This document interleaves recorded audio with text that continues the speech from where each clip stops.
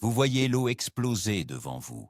Des dizaines de petits poissons sautent pour sauver leur vie.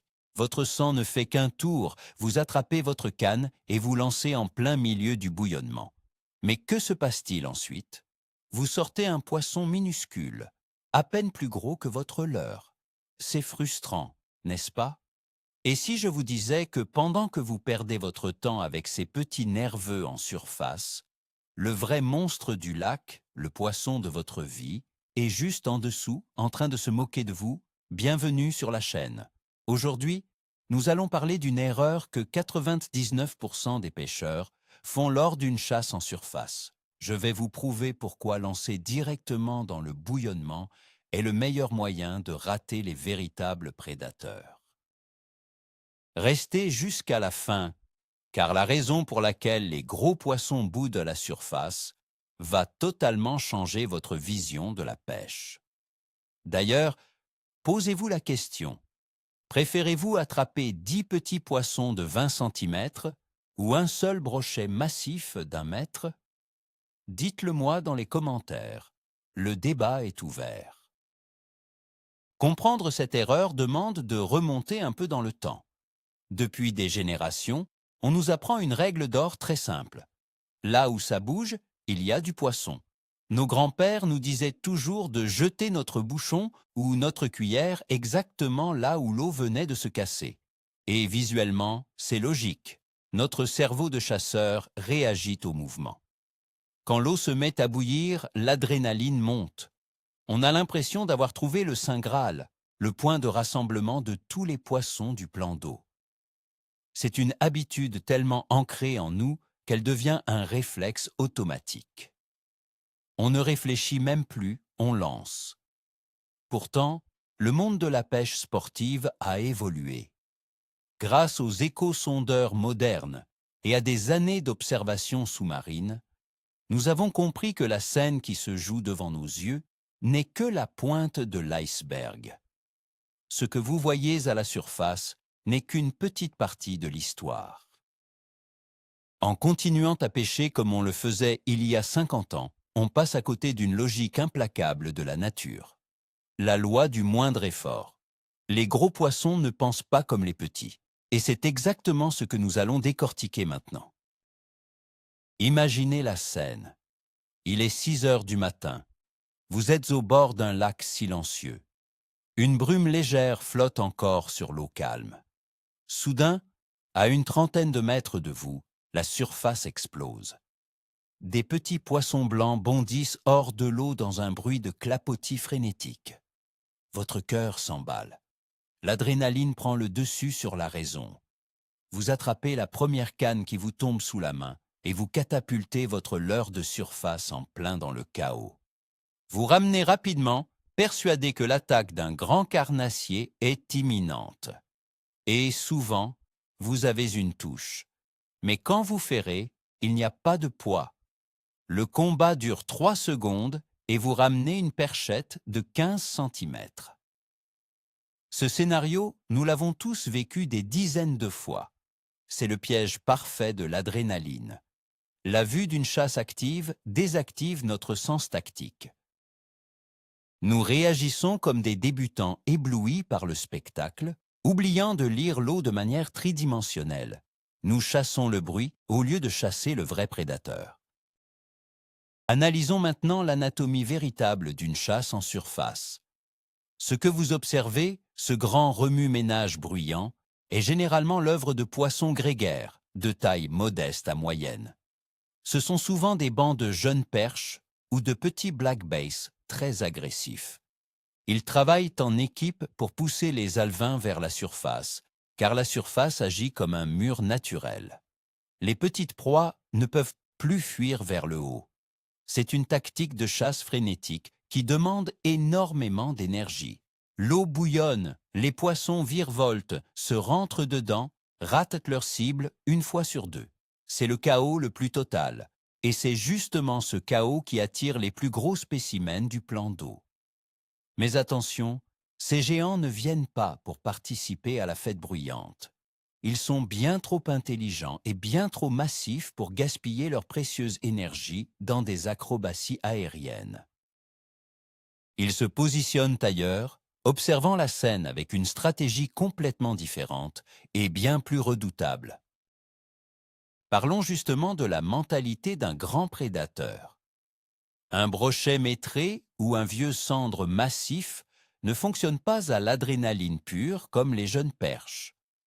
Pour survivre et grandir pendant 10 ou 15 ans, un tel poisson a appris à optimiser chaque dépense calorique. Faire un sprint vers la surface, sauter hors de l'eau pour attraper un malheureux alevin de 5 cm, ce n'est pas rentable pour lui. Il dépenserait plus d'énergie qu'il n'en gagnerait. Au lieu de cela, le gros carnassier se transforme en opportuniste calculateur. Il utilise le travail des autres. Pendant que les jeunes s'épuisent en haut, lui, le patron du lac, se poste tranquillement en dessous de la zone de combat. Il attend dans l'ombre, souvent près du fond ou entre deux eaux, à plusieurs mètres sous l'agitation. Il sait pertinemment que le chaos au-dessus de lui va générer des opportunités faciles. C'est là toute la différence entre un poisson impulsif et un véritable chasseur d'élite. Si vous visez la surface, vous ignorez totalement le roi de la zone.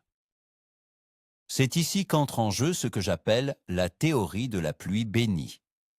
Dans la violence de la chasse en surface, beaucoup de choses se passent mal pour les proies. Des alevins sont mordus mais pas avalés. D'autres sont assommés par les coups de queue des jeunes carnassiers. Certains sont simplement en état de choc, désorientés ou mortellement blessés.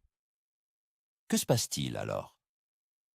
Tous ces petits poissons blessés, mourants ou morts, commencent à couler lentement vers le fond. Ils tombent comme des feuilles mortes un jour d'automne. Et devinez qui les attend la gueule grande ouverte en dessous? Notre fameux prédateur géant.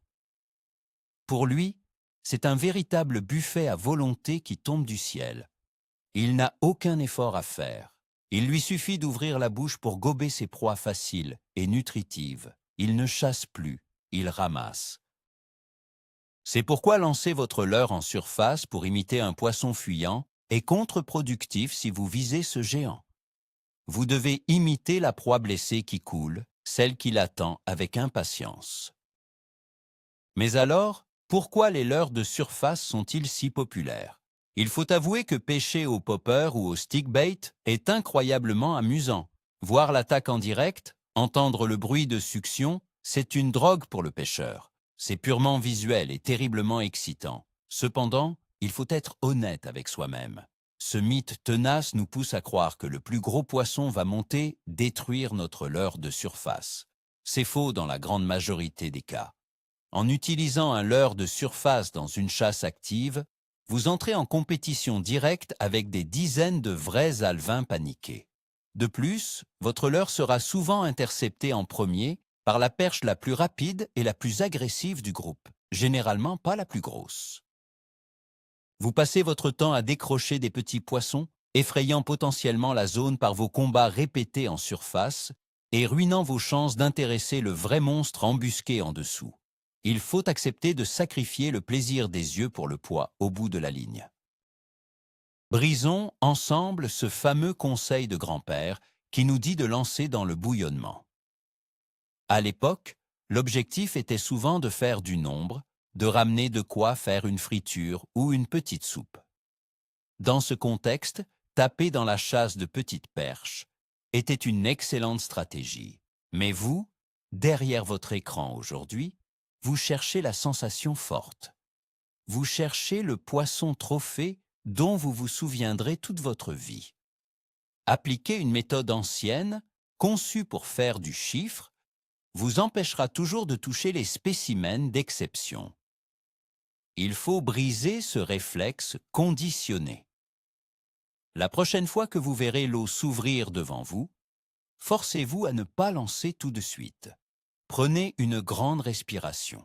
Observez la taille de la chasse, sa direction et surtout, imaginez ce qui se passe sous la surface, là où l'eau est sombre et calme.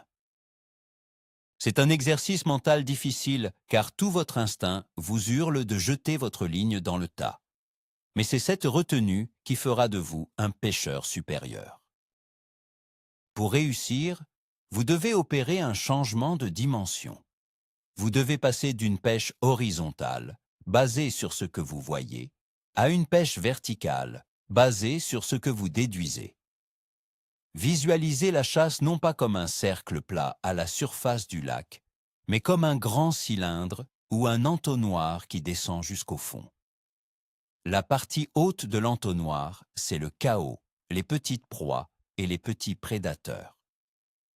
La partie basse, le tube étroit qui touche le fond, c'est la zone de confort du grand carnassier. Votre objectif n'est plus d'animer horizontalement à travers le cercle large, mais de faire descendre votre présentation verticalement dans le tube inférieur. C'est un changement de paradigme total. Vous ne ciblez plus le poisson qui attaque, vous ciblez le poisson qui attend. Et croyez-moi, une fois que vous commencez à visualiser les chasses de cette manière tridimensionnelle, vous ne pêcherez plus jamais de la même façon. Vous deviendrez un stratège redoutable au bord de l'eau. Parlons du choix de l'arme. Si vous avez compris qu'il faut aller chercher sous la chasse, le choix du leurre devient évident. Oubliez tout ce qui flotte. Oubliez tout ce qui nage à moins d'1 mètre sous la surface. Vous avez besoin d'un leurre capable de percer le chaos rapidement pour atteindre la zone de mort en dessous. Les leurres souples montés sur des têtes plombées assez lourdes sont parfaits pour cela. Un bon shad de 12 à 15 cm, avec une tête plombée qui le fait couler de manière franche, est une arme de destruction massive. Les leurres métalliques denses, comme les casting jigs ou les lames vibrantes, sont également excellents. L'idée est que votre leurre doit passer à travers le banc de petits poissons agressifs sans leur laisser le temps de l'attraper. Il doit couler comme une pierre pendant les premiers mètres pour simuler ensuite un poisson mourant qui s'enfonce dans les profondeurs. Le poids de votre leurre est votre meilleur allié pour franchir la barrière des petits carnassiers surexcités. La technique de lancer est tout aussi cruciale. Ne lancez jamais en plein centre de la chasse. Si vous faites cela, le risque est énorme de grappiner un petit poisson par le dos ou d'effrayer l'ensemble du banc, ce qui mettrait fin à l'activité instantanément. La bonne méthode demande de la précision. Imaginez un ami pêcheur à côté de vous qui lance dans le tas et s'en mêle. Ne faites pas comme lui. Vous devez lancer votre leurre lourd un peu au-delà de la chasse, disons à 3 ou 4 mètres derrière le bouillonnement. Dès que votre leurre touche l'eau, fermez le pick-up de votre moulinet, mais gardez le fil très légèrement tendu, sans brider. Laissez couler. Laissez votre leurre passer sous le banc de poissons en activité. C'est pendant cette longue descente, quand votre leurre sortira de la lumière pour entrer dans la zone d'ombre en dessous de la chasse, que l'attaque se produira. Votre leurre imitera à la perfection un blessé qui s'écarte du groupe pour mourir au fond. Apprendre à lire l'eau plus en profondeur demande de la concentration. Si vous avez la chance d'avoir un écho-sondeur sur un bateau, regardez votre écran lors d'une chasse en surface. Vous verrez un gros nuage rouge de petits poissons près de la surface, entouré de traits jaunes nerveux. Mais regardez plus bas. Près du fond, vous verrez souvent 2 ou 3 énormes échos en forme d'arc bien épais. Ils ne bougent presque pas. Ce sont eux, les vrais monstres. Si vous pêchez du bord, sans technologie, vous devez vous fier à votre imagination. Représentez-vous mentalement le relief sous-marin. Si la chasse se produit au-dessus d'une cassure ou d'un tas de cailloux immergés, c'est le jackpot absolu. Le gros prédateur est forcément calé contre cette structure, attendant que la nourriture lui tombe dans la bouche. C'est en cartographiant mentalement les fonds sous la frénésie de surface que vous saurez exactement quand votre leurre va entrer dans la zone dangereuse. Prenons le cas spécifique du sandre. Le sandre est le maître incontesté de l'ombre et du opportunisme paresseux. Ses yeux énormes sont conçus pour voir dans la pénombre, pas pour supporter la lumière crue de la surface en plein jour. Quand un banc de perches déclenche une chasse infernale en surface, le sandre ne montre à jamais participer à la curée. Il déteste la lumière intense et déteste gaspiller son énergie. En revanche, il adore le travail mâché. Il va se poster exactement à la verticale de la chasse, à quelques centimètres du fond, et attendre de ramasser les miettes. Un leurre souple de couleur sombre, laissé couler très lentement, presque sans animation, juste en le soutenant jusqu'au fond, est une provocation irrésistible pour lui. C'est souvent lors du tout premier contact avec le fond, ou juste avant, que vous ressentirez ce fameux choc sec dans le poignet. Un coup de fusil caractéristique d'un gros cendre qui vient de nettoyer les restes de la bataille. Pour le brochet géant, la stratégie est différente, mais la finalité est la même. Le brochet est un chasseur d'embuscade. Il n'aime pas poursuivre longtemps. Une chasse en surface crée un bruit phénoménal sous l'eau. Les petits poissons s'agitent, émettent des vibrations de panique intense. Le gros brochet utilise tout ce bruit de fond comme couverture. Il sait que l'attention de tous les poissons est dirigée vers la surface. Les petites perches qui attaquent les alevins sont tellement concentrées sur leur repas qu'elles en oublient d'être vigilantes. Le grand brochet se poste donc sous elle, et son véritable objectif n'est pas l'alevin, mais bien la perche de 25 cm, trop occupée à chasser. En laissant couler un gros leurre profilé de la taille d'une belle perche juste en dessous de la zone d'activité, vous lui offrez la cible parfaite. Il ne s'attaquera pas à votre petit popper, mais il ne laissera jamais passer un gros repas dodu qui descend vers lui en se dandinant lourdement. La clé absolue de cette approche, c'est la patience face à la panique ambiante. Quand on a le leurre dans l'eau sous une chasse, l'envie de mouliner vite pour imiter la fuite est immense. Il faut résister de toutes de ses forces. Arrêter de mouliner comme un fou furieux. Laisser la gravité faire son travail. Le vrai secret réside dans le contrôle de la bannière. Pendant que votre leurre coule sous la chasse, gardez votre canne haute et surveillez votre tresse attentivement. La touche en descente est souvent subtile. Ce n'est pas une explosion d'eau. C'est parfois juste un petit tressaillement de votre fil, un déplacement latéral de la tresse ou une soudaine perte de tension. C'est le signal que le prédateur du fond a aspiré votre leurre sans brutalité, juste en ouvrant la gueule. Si vous êtes en train de mouliner frénétiquement pour animer, vous passerez totalement à côté de la fenêtre d'attaque, retirant le repas de la bouche du gros poisson avant même qu'il n'ait pu s'en saisir. Rien au monde ne remplace la sensation de cette fameuse touche en profondeur. Vous avez lancé au-delà du bouillonnement. Votre leurre coule depuis maintenant 10 bonnes secondes. Le chaos en surface continue. L'eau éclabousse de partout. Vous regardez votre fil se tendre doucement dans la profondeur sombre. Et soudain, vous ressentez une lourdeur inexplicable. Pas un coup sec, pas une tirade nerveuse, mais une sensation de poids massif, comme si vous aviez accroché une branche morte ou un sac de sable. C'est à ce moment précis qu'il faut ferrer avec autorité. Et là, c'est le choc. La branche morte donne un coup de tête lourd, lent et puissant qui fait plier votre canne en deux. Vous venez de connecter avec le patron des lieux. Pendant que vos voisins de pêche s'amusent avec des trucs de la taille de leurs mains en surface, vous êtes engagé dans un combat de titans dans les profondeurs. C'est la récompense ultime de la réflexion tactique sur l'instinct primaire. Un mot sur les détails de votre équipement sous la chasse. Beaucoup de pêcheurs se torturent dans l'esprit avec la couleur exacte du leurre pour imiter le petit poisson fourrage. En réalité, quand vous pêchez sous l'agitation, la couleur compte beaucoup moins que la vibration. Sous le banc dense de petits poissons, il fait sombre. La lumière est bloquée par l'agitation de la surface. Le gros prédateur du bas se fie davantage à sa ligne latérale qu'à ses yeux. Il ressent les ondes dans l'eau.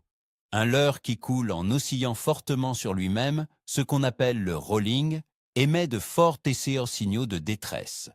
C'est cette vibration spécifique d'un corps qui bascule lourdement qui déclenche l'agressivité du gros poisson calé au fond. Choisissez des leurres avec des gommes denses ou des têtes plombées asymétriques qui déséquilibrent l'ensemble à la descente. Vous devez vous faire remarquer par l'ouïe aquatique du carnassier, bien plus que par le reflet d'un coloris super réaliste peint sur le dos du leurre. Malgré toute cette technique, il arrivera parfois un accident. Vous pouvez occasionnellement piquer un poisson modeste en laissant couler.